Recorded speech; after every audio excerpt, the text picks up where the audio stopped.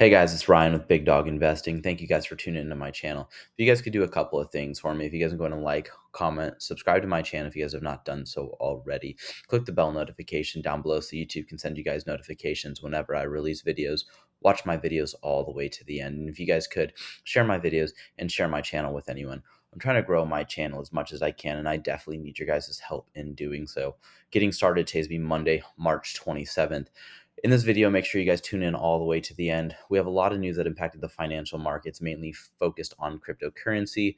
The CFTC did file a lawsuit against CZ and Binance, as well as we're going to talk about what's going on with the Wells notice for Coinbase and a pending lawsuit that might ensue. So make sure, again, you guys tune in all the way to the end. The total market cap for all cryptocurrency right now is $1,131,000,000,000. This is a 2.18% decrease on the day today. Bitcoin right now is currently trading at $26,952, Ethereum at $1,722, and XRP at 48.04 cents.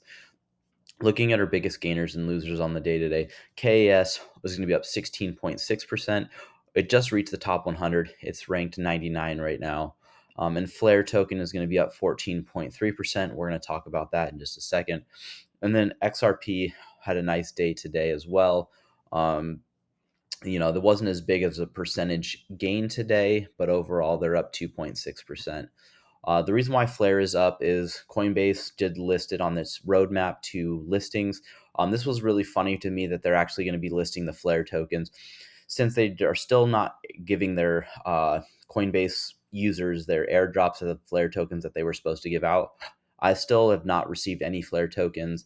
They're actually being sued right now in California for their Flare token and Songbird distributions that they have not still given out. But it's really funny that they're now adding it into their roadmap to list it on their networks. So we'll see what happens with this. Getting into our Watcher Guru news, the president of Kenya tells citizens to get rid of the US dollar. This is because a lot of African countries, mainly South Africa, as well as other countries, are going to be joining the BRICS, getting rid of the US dollar, and they're going to be using the yen. So that's going to be really interesting. And I know a lot of people say, oh, Kenya is just a small country. Well, it's a country that still uses the U.S. dollar, so it still helps keep the dominance of the U.S. dollar in the global currency perfect. As more countries follow suit, not using the U.S. dollar, the value of the U.S. dollar will fall. Silicon Valley Bank officially is sold to First Citizens Bank. Kenya signs deal with Saudi Arabia and UAE to buy oil with Kenyan shillings instead of the U.S. dollar. So again, getting rid of the U.S. dollar. G7 nations to work on tougher global crypto regulations. In my opinion, the U.S. is trying to lead this way.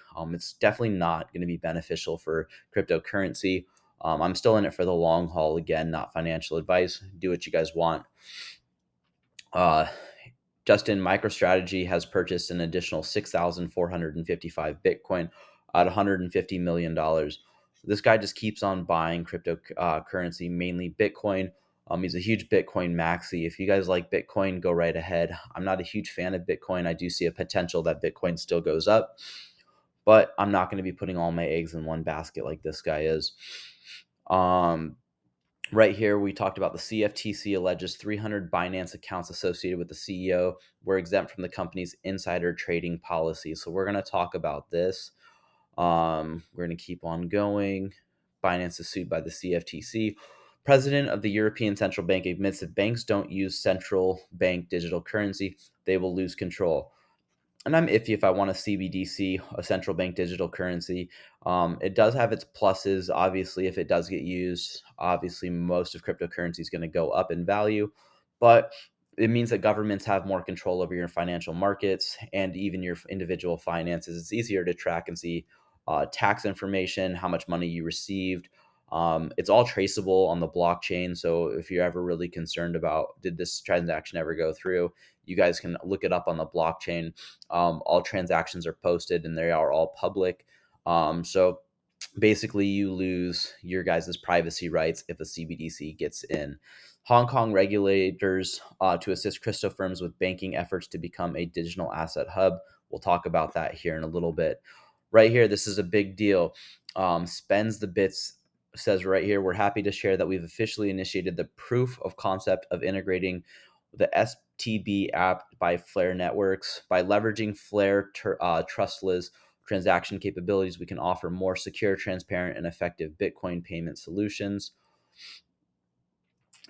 Through the spend, the bits, the integration will enable more transparent and immutable and verifiable transactions. We are currently aiming to be the first for the built rollout to be available by the end of April, and we look for you guys to be posted in the progress. Stay tuned for more updates. This is just showing that Flare token is going to be something big.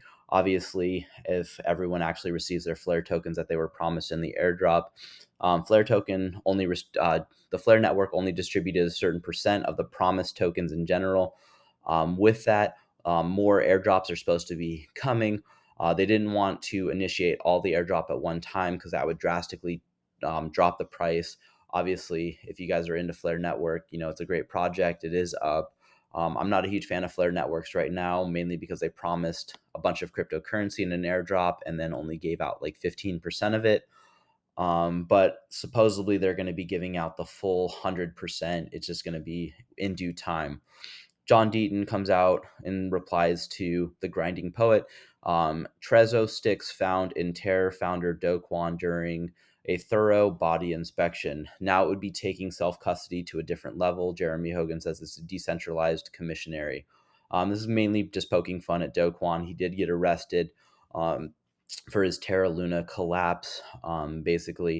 He's basically being charged with insider trading and distributing the token and basically pocketing a bunch of money and disappearing.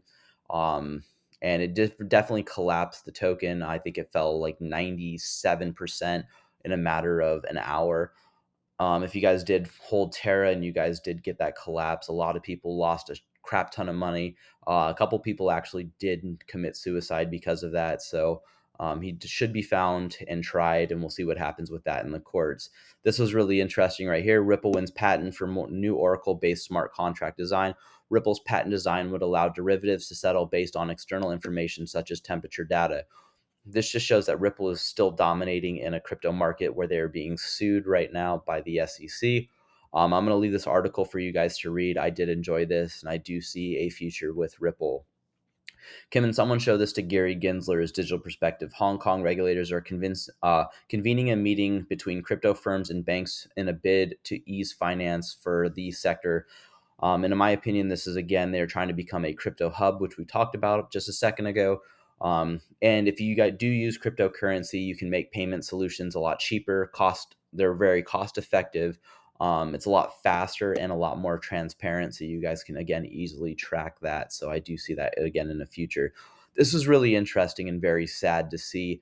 We'll talk about it here in a second. So Crypto Law says just added to our document from Library in the SEC versus Library, the full transcript.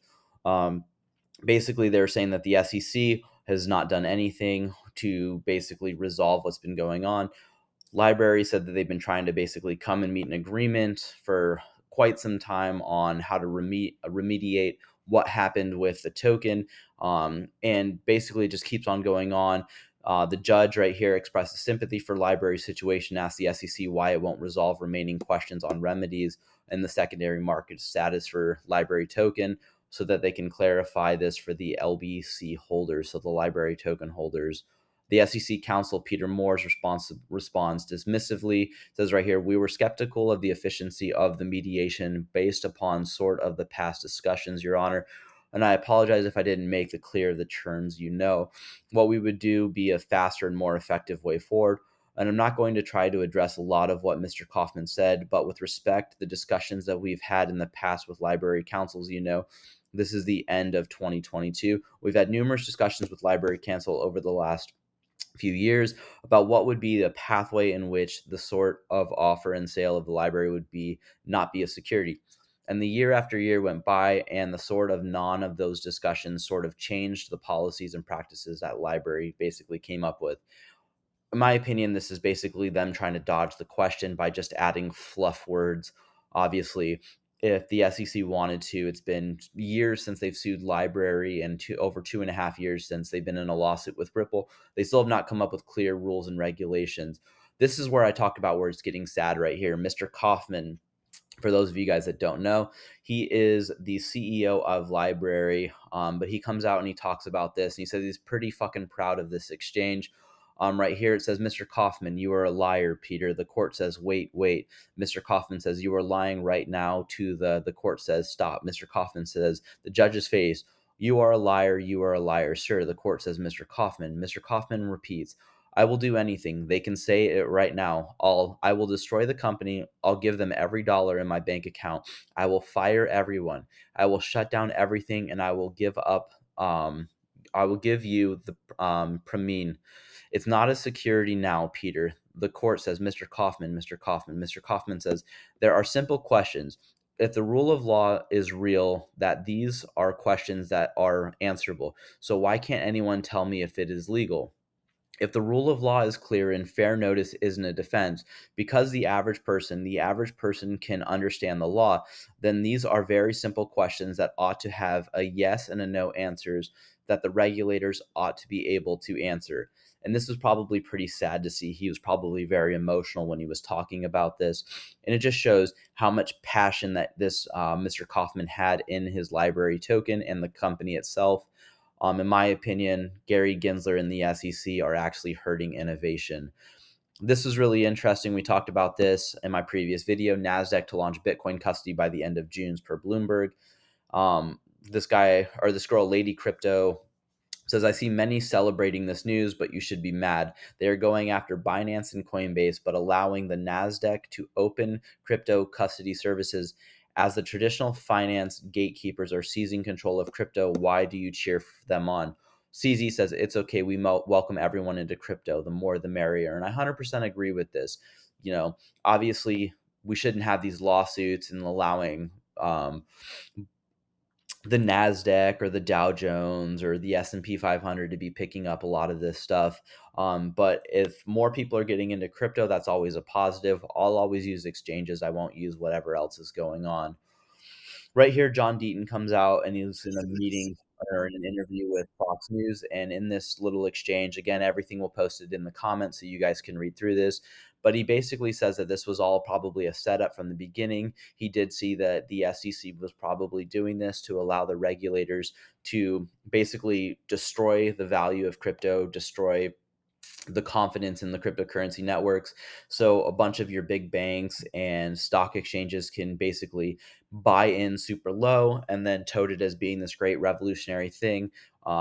This guy right here, the Fox News commentator, comes out and says that they do this with the stock market all the time. Meta Lawman says, let's assume that the SEC commissioners approve the filing a case against Coinbase and assume that the complaint alleges that 10 tokens listed on Coinbase Exchange are securities.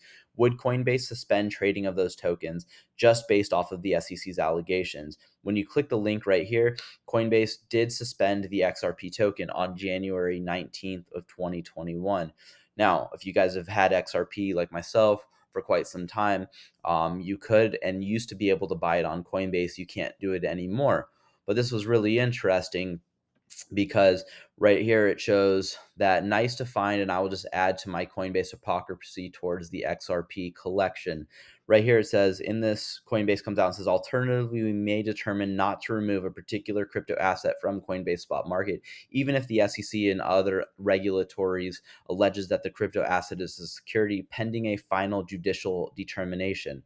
So they come out and say this, but they did suspend the XRP token. So they bowed down to the SEC right in the beginning, and then now they're coming out and saying that we won't bow down, which is complete BS from Coinbase. Right here, this is Paul Gruel's statement. It's basically coming out, and if you guys want to watch this video again, it'll be in the comments. But he comes out and he talks about how the SEC is gave them a Wells notice, and basically, if you guys are into cryptocurrency, you guys need to join the fight and band together because everyone needs to stand behind Coinbase. In my opinion, this is complete BS. Because they could have stood behind Coinbase could have stood behind the Ripple versus the SEC case forever since the very beginning, but they just chose to basically go with the regulators, get rid of XRP token on the Coinbase exchange. They can list it back at any time, but they're probably not going to until the lawsuit ends. And even after the lawsuit ends, I don't see Coinbase doing it for quite some time, but only time will tell. But this is just complete BS. But John Deaton comes out and says, but regardless of the timing, Paul is 100% right. It could have happened 2 years ago, but at least right now we have to figure it out. And even though we don't like Coinbase right now, again, not financial advice. If you guys like Coinbase, congratulations. But they should have been able to stand behind the token a while ago. And this whole thread will be here if you guys want to read this and watch this video. Getting on though, Coinbase had an insider deal with the SEC Gov under Hinman and Clayton. They knew that the SEC was doing long before the public announcements of new guidance. For example, Coinbase already knew in March 2018 that Ethereum was not considered a security by the SEC. Coinbase writes that they have limit the number of cryptocurrencies they trade so much to avoid the embarrassment of suddenly having to delist. But after the SEC gave Ethereum the infamous free pass speech, and Libum in the very same stage correctly stated that they're the ERC20 tokens, and that the tokens fondly would now and also have legal clarity and would not be declared as securities by the SEC, to which the point at which Coinbase started listing all possible coins. At some point, there was XRP also.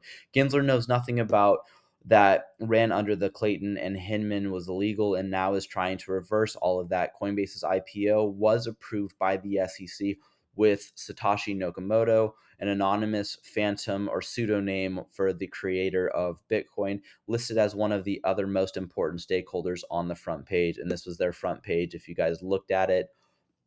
But this is really interesting. Coinbase was trying to basically follow the rule of law and what happened with under the rules of Clayton and Hinman prior to Gary Gensler becoming the head of the SEC. They followed the rules of the law then, and then Gensler comes in and changes all of that. John Deaton comes out and says this is regulator versus regulator right here with the complaint by the CFTC against the CZ Binance and Binance Exchange itself filed this morning in the U.S. District Court of the Northern District of Illinois. And I 100% agree with this. I do believe that the CFTC and the SEC are in a legal fight right now of power. And basically, they're on a power struggle right now on who is going to be the one that regulates cryptocurrency, whether it's a security or a commodity. And I believe in turn that that's the reason why the lawsuit happened. Adam Corcoran comes out and responds and shows that this is one of 23 threads. I'm not going to go through all of it, but the case is up and it's bad. The CFT is attempting to strike a fatal blow to Binance. And at first read, though, I think that they actually have some really strong chances here in succeeding in toppling the Binance empire. Getting into this, we're just going to skip through to a couple of these right here. It says it notes that defendants have disregarded application federal laws while fostering Binance's U.S. customers base because it has not been profitable for them to do so, and points to internal reporting of the product's revenue being derived from what they know as U.S. customers.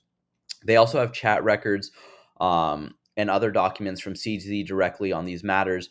Some of these include a text change with senior members of Binance's VP team, a text change with compliance consultants who participated in the creation of the strategy concerning a launch of Binance US and Binance's intense efforts to retain US customers.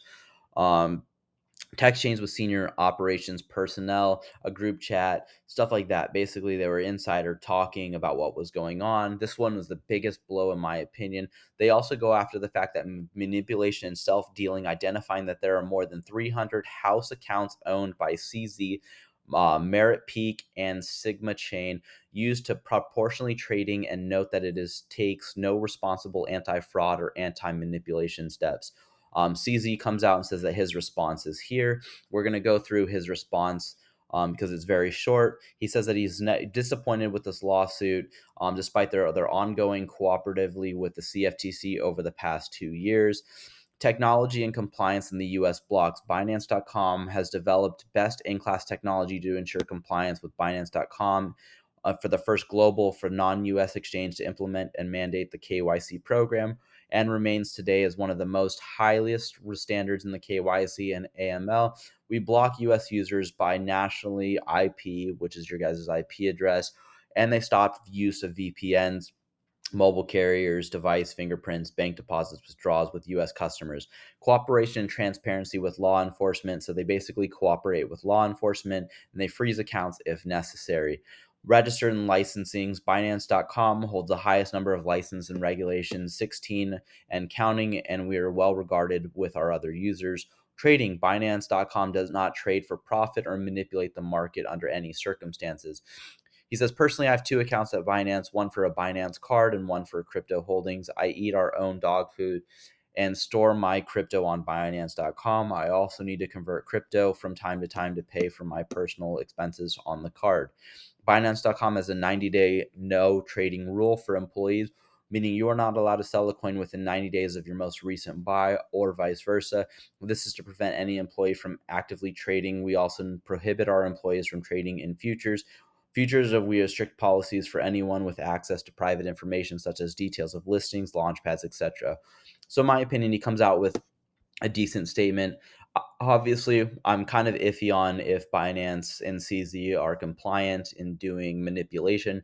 Most people, when they get into power, do this. I still use the Binance exchange, though. I think it's one of the best. And I'll continue to still use it. I don't hold anything on Binance. I hold everything on a Ledger wallet, which is a cold storage wallet. If I were you guys, I would look into that. Again, I'm not promoted or anything. That's just the one that I find the most user friendly.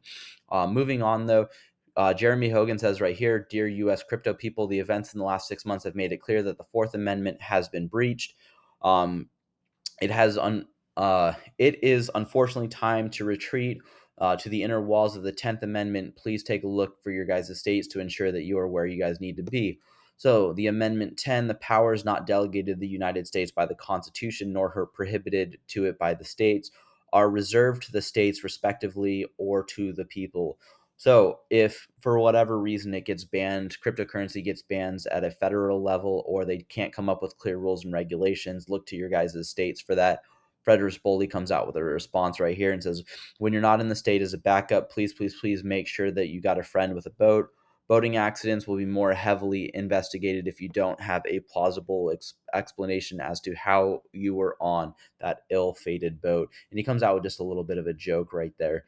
Getting into some more news right here, Zach Rector comes out and says, David enters the conversation, explains how the collateralization of your XRP. For myself, this has always been the plan all along, leveraging XRP into businesses and real estate. So David comes out and says one reason might be if you have a lot of XRP and plan to hold it for a long time, you could over collateralize it by a loan in significant amounts. The sticking point would be you get to keep the interest rate down. You need some way to protect the lender. Price started dropping. That's hard to do for a mortgage because the house isn't very liquid. Perhaps if you had the right to take your XRP, if it wasn't kept above a particular collateralization rate, that would make it a good deal for the lender. But you need to borrow a whole lot of XRP and was willing to lock much of it up for the duration of a loan, you could require the borrower to keep much of the loan at 150% or liquidated. Certainly a very niche product. So if you guys are in the XRP token, you guys know how to leverage, you guys kind of understand that. But basically, you guys can loan out your guys' XRP. As it does well, you guys will get money back in a loan and then receive your guys' tokens back at the end. Right here, Eleanor Charette comes out and says earlier today, says, Gary Gensler is expected to testify before the House Financial Services Committee on April 18th. According to the reporting by Politico, I am working to get this confirmed. And then she does come out a few hours later and says that it is confirmed. Now, we will see if this is actually true.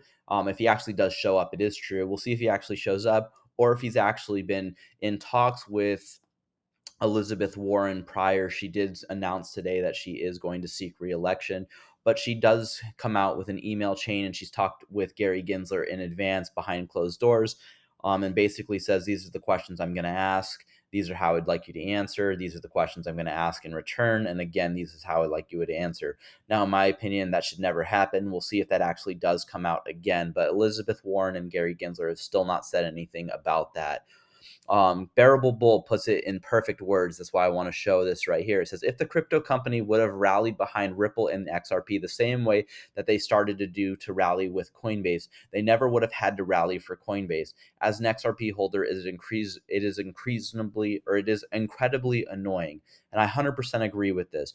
If everyone in crypto rallied behind Ripple versus the SEC, we would never have been in a situation where the SEC would have been suing Coinbase, or the CFTC would be in a lawsuit right now with CZ and Binance.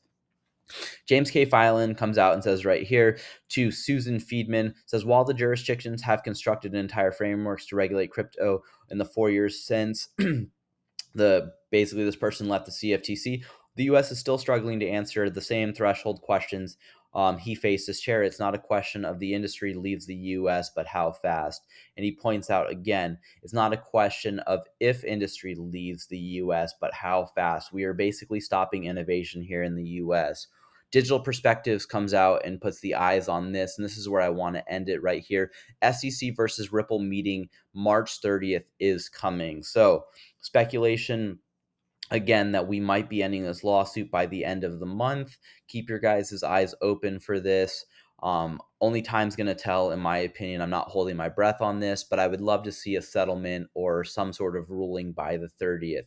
Again, thank you guys for watching, tuning in all the way to the end of the video. We're going to be doing a giveaway at 250 subscribers, so make sure that you guys do subscribe to my channel. And at 250, we will pick 2 winners at the end for a giveaway. If you guys can invest with the big dogs, stay on the porch. Thank you guys and have a good one.